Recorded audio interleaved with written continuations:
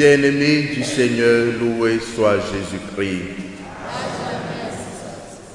Nous voici au 20e dimanche du temps ordinaire de l'année A. Et les textes que l'Église nous soumet aujourd'hui pour notre méditation met en relief le caractère des païens ou la situation religieuse des païens, si on peut le dire. Nous voyons dans l'Évangile, selon saint Matthieu, une cananéenne qui vient, si on peut le dire, déranger Jésus. Pourquoi a-t-on précisé qu'il s'agit d'une cananéenne? Une cananéenne, c'est une femme qui n'est pas juive. Et le texte nous le dit pour nous faire comprendre que c'est une païenne qui vient vers Jésus pour demander la guérison de sa fille. Et nous voyons que la réponse de Jésus est un peu choquante. Il est envoyé envers les brebis perdues. Les brebis perdues, qui sont-elles exactement? Cela nous ramène à la première lecture tirée du livre d'Isaïe que nous avons écouté. Pour mieux comprendre ce texte, nous devons savoir en un premier temps qu'il s'agit d'un texte après le retour de l'exil. Les Juifs de retour de l'exil étaient pas seuls une fois à Jérusalem. Il y avait d'autres peuples qui se sont mêlés aux Juifs. Et alors une question commença à se poser. Est-ce que les non-Juifs aussi peuvent avoir accès au temple pour prier? Certains Juifs ont dit oui et d'autres non d'un seul coup. Mais avec une compréhension, ils se sont arrivés sur un point commun. Ils peuvent venir prier au temple, mais observer le sabbat. Il y a une condition. Ils ont accepté ces païens venir prier dans le temple, mais à une seule condition, d'observer le sabbat. Et c'est ce que la première lecture d'aujourd'hui essaie de nous expliquer. Il faut observer le sabbat. Ils doivent observer cela. Sans cela, ils ne pourront pas avoir accès au temple pour venir prier comme les autres Juifs. Et nous voyons que c'est la même chose aussi que saint Paul essaie de nous dire dans la lettre aux Romains, une lettre écrite aussi aux païens. Vous allez vous demander pourquoi Paul a-t-il écrit aux païens? Nous savons que Paul était un persécuteur des chrétiens. Une fois, avec la rencontre de Jésus sur la route de Damas, il s'est converti, il a commencé par proclamer la bonne nouvelle. Mais il s'est rendu compte que le peuple juif ne croyait pas en Jésus-Christ. Le peuple juif ne croyait pas que Jésus était le Messie. Et alors, il a vu qu'il fallait annoncer Jésus-Christ aux païens. Et il nous parle de la désobéissance. La désobéissance en question, s'il s'agit du peuple juif qui refuse de reconnaître Jésus comme le Messie. C'est ça qu'il appelle la désobéissance. Ce n'est pas la désobéissance au sens strict que nous avons l'habitude de comprendre, mais plutôt une désobéissance comme refus d'accepter Jésus. Ils ont refusé d'accepter Jésus comme le Messie, comme l'envoyé de Dieu.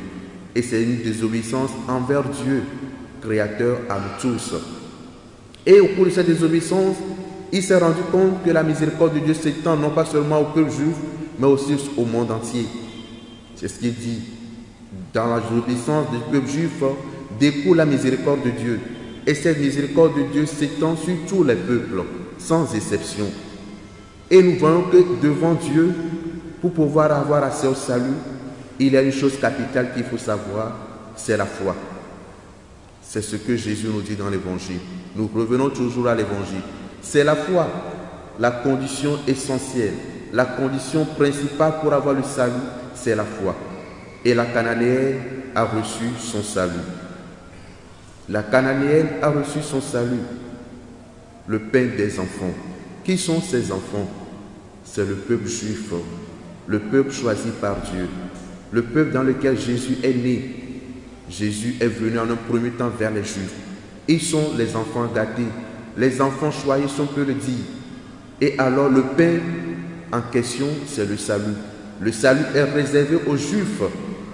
Et voilà que même ces enfants refusent le pain là. C'est ça que Paul appelle la désobéissance. Et nous voyons Jésus qui répondit à la femme, il ne m'est pas permis de vous donner le pain des enfants. Pour voir la réaction aussi de la femme. Et qu'est-ce que cette païenne lui a répondu? Quand on mange sur une table, il y a toujours des miettes qui tombent. Et ces miettes, souvent, nous les ramassons pour les chiens. Eux qui sont païens, ils sont les chiens. Ils sont prêts à prendre ces miettes pour manger, pour étancher leur faim. Vous avez vu la foi de cette femme? Comment elle a cru et comment elle a persisté. Imaginons-nous cette scène. Elle appelle Jésus. Jésus ne l'écoute pas. Ça se passe parmi nous. Tu appelles ton frère ou ta soeur à côté, on ne te répond pas. Ça nous fait mal. C'est comme si on nous a ignorés. On ne nous a même pas considérés. Mais regardons cette femme. Elle ne s'est pas tue. Elle a continué toujours pas à crier. De telle sorte que les apôtres étaient dérangés. Et ils ont dit à Jésus, dis quelque chose à cette femme pour que nous puissions avoir le silence dans nos oreilles, si on peut le dire.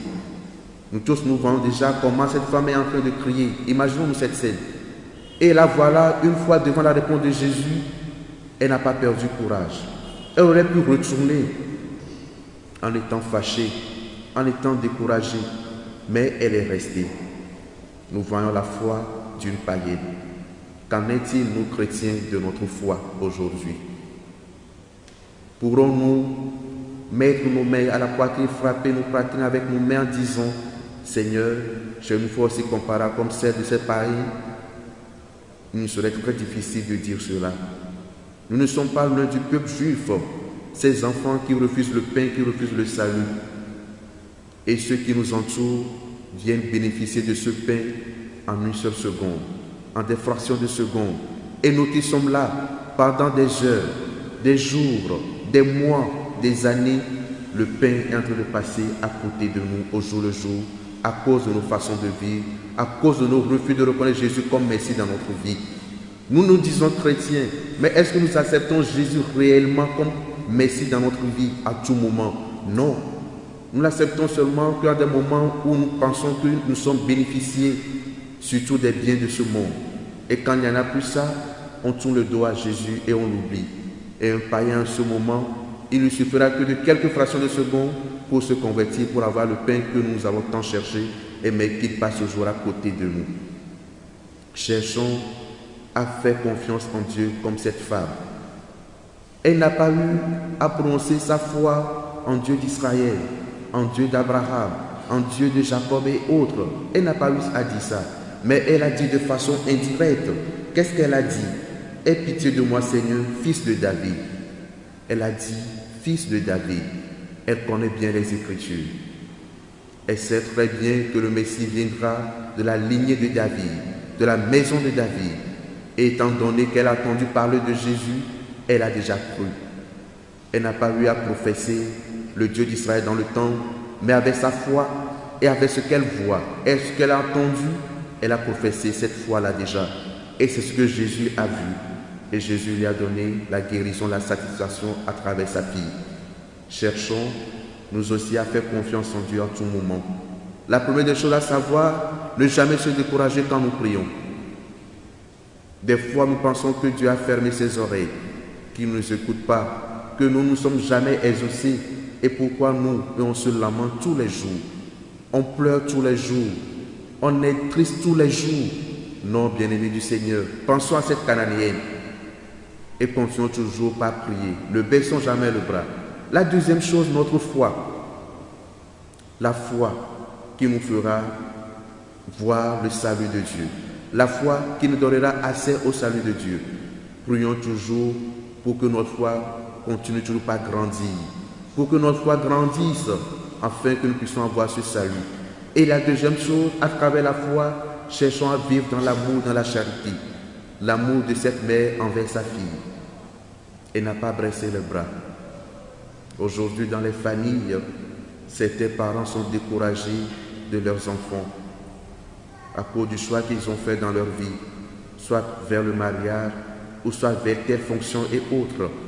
Ne soyez pas découragés. Continuez toujours pas à prier pour vos enfants. Continuez toujours pas à chercher du bien pour vos enfants. Et mettez-les dans vos prières, comme cette Cananéenne.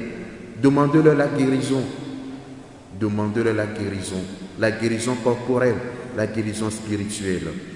cherchons à vivre au jour le jour pour que les païens qui nous entourent puissent aussi connaître la parole de Dieu, se convertir pour la gloire de Dieu et pour notre salut. Amen.